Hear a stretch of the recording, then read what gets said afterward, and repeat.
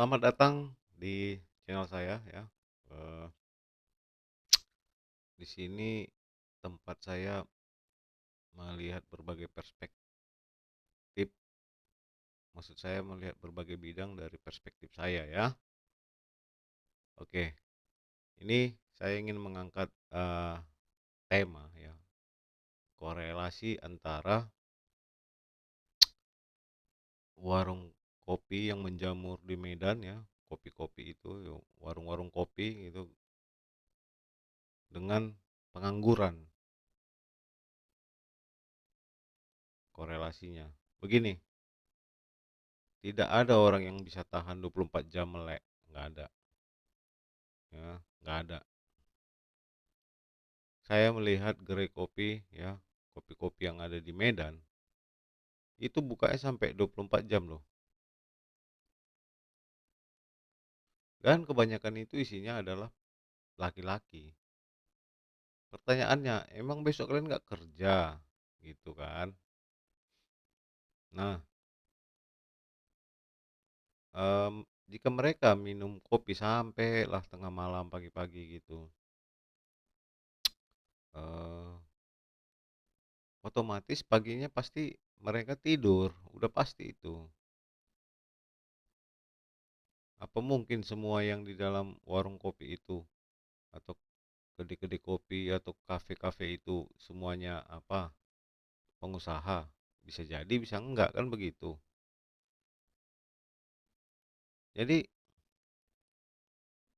hubungannya ini dengan pengangguran cukup erat ya, kalau menurut saya. Bayangin loh, kopi yang notabene mengandung kafein, yang dimana kalau kita minum itu menambah semangat, detak jantung lebih cepat gitu dia. Nah makanya eh, untuk cepat tidur kan detak jantung itu harus lambat dia.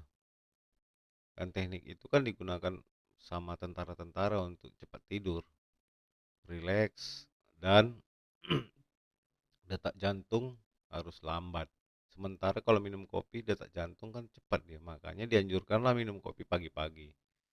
Yang saya ingin soroti adalah bagaimana sekarang keadaan jika para peminum kopi sampai larut malam, sampai larut pagi, sampai dini hari minum kopi di warung kopi, gitu kan? Otomatis mereka pagi-pagi nggak bekerja. Jadi siapa yang bekerja? Ya istri-istri mereka gitu loh. Nah, pergeseran nilai-nilai sekarang sudah mulai kelihatan ya. Maksud saya seperti ini. Eh laki-laki seolah-olah udah kayak perempuan disuruh setia ya. Disuruh setia laki-laki sekarang alih-alih disuruh tanggung jawab gitu loh. Jadi perempuan sekarang yang heboh cari kerja, cari uang, laki-lakinya disuruh setia, yang penting ganteng, tampan begitu dia. Jadi ini menurut pengamatan saya, ini jadi sesuatu yang sangat lucu. Bagaimana laki-laki itu siang dikereng, cuman malam lah dia bisa-bisa bebas. Kalau menurut pendapat saya. Jadi bagaimana itu yang di warung-warung kopi sampai pagi nggak nggak tidur pagi-pagi, nggak mungkin lah. Setelah dia pulang dari warung kopi dini hari pasti tidur dia. Pagi hari sampai siang hari. Minimal manusia kan tidur 6 jam tanpa terganggu. Itu kualitas tidur yang baik 6 jam, kalau untuk ukuran dewasa 6 jam ya, tanpa terganggu, tanpa apa ya, tanpa bangun-bangun gitu. Tidur 10 jam tapi kok tiba-tiba bangun tengah malam atau di tengah sela-sela tidurnya terbangun mau pipis, maaf kata ya, atau mau buang air lah. Itu sama, sama aja itu kurang baik. Bagus 6 jam tapi 6 jam itu top tidur dia. Nah, jika warung kopi buka sampai jam 4 gitu, sampai rumah jam 5, ya otomatis dia tidur dulu lah sampai pagi. gitu kan, atau sampai ngantarkan istrinya bekerja. Habis itu dia tidur, merawat anak, beres rumah. Jadi perempuan-perempuannya lah yang kerja. Nggak apa-apa aku kerja bang, yang penting abang setia. Kok jadi kayak gini? Nah di sini ada kulihat, kalau menurut aku ya, menurut saya ya ada korelasinya semua itu.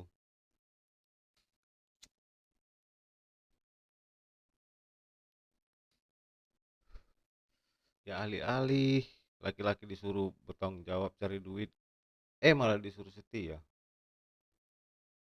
begitu.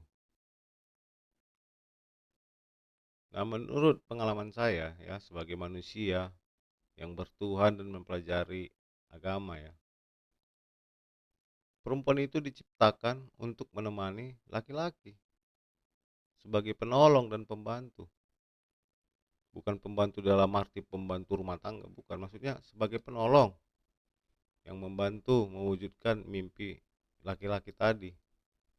Sehingga apa yang terjadi ketika laki-laki tadi sudah mewujudkan segala impiannya, dia mau tak mau dan harus dan wajib hukumnya untuk membahagiakan si perempuan tadi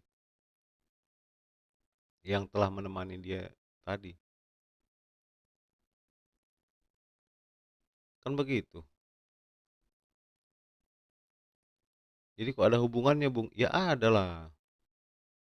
Laki-laki mana yang bisa tahan sampai nggak tidur-tidur, sampai pagi minum kopi di warung kopi, besoknya kerja.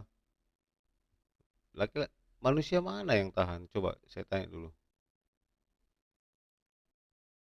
Masuk akal juga lah, ya masuk akal lah.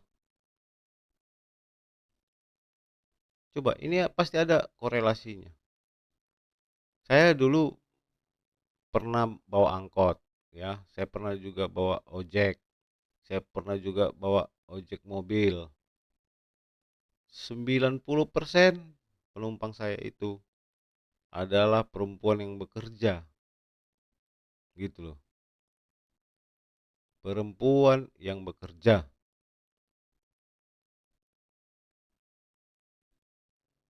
Jarang sekali saya lihat laki-laki penumpang saya, jarang.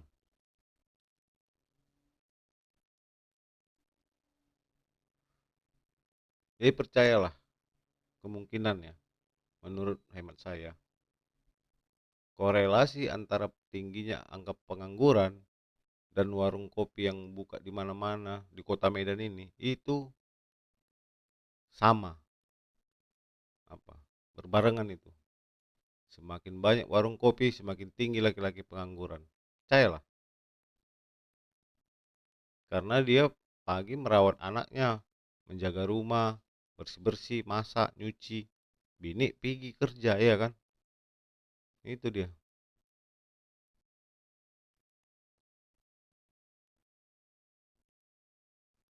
Terus laki-lakinya setelah istrinya pulang, ya dilayani lalu istrinya seperti seorang suami.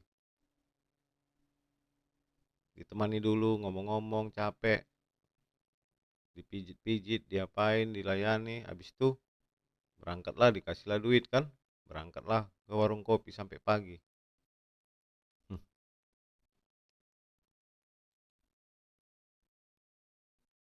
Bagaimana bisa minum kopi sampai pagi-pagi? Ada aja lah. Gimana ya kita ini?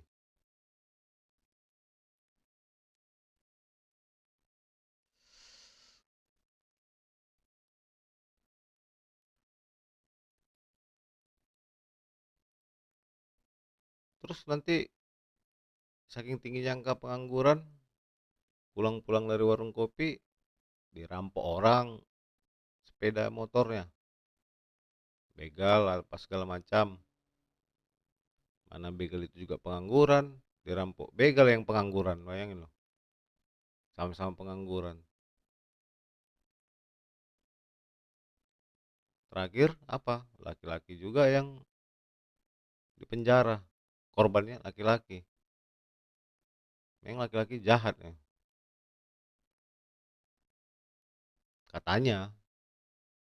Semua laki-laki sama saja kecuali bapakku katanya, ya kan, kayak bapaknya nggak laki-laki aja gitu.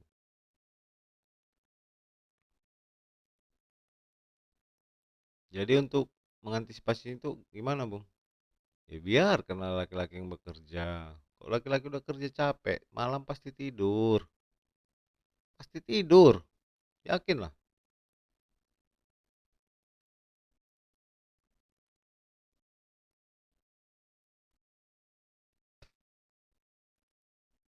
Nah, kita pun di sini sebagai laki-laki ya, berharap kalau misalnya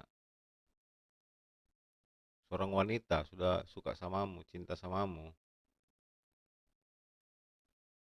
ya biarlah cintanya itu yang mendorong dirimu untuk apa? Menjadi lebih baik lagi, mewujudkan impian ya kan.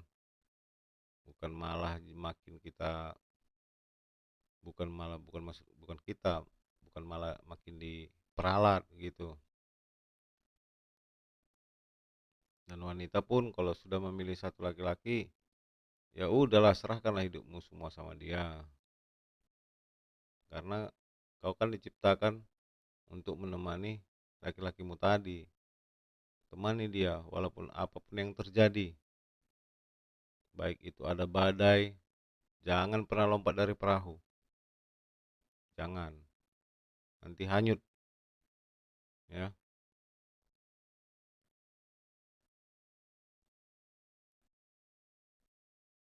Dan ingatlah, hampir semua laki-laki ya, itu memikirkan kebutuhan pasangannya dan keluarganya hampir semua itu. Kecuali ada terjadi human error dan itu pun penyebabnya pasti ada. Karena pada dasarnya laki-laki diciptakan untuk bertanggung jawab. Oke, mungkin ini apa saya ya, perspektif saya.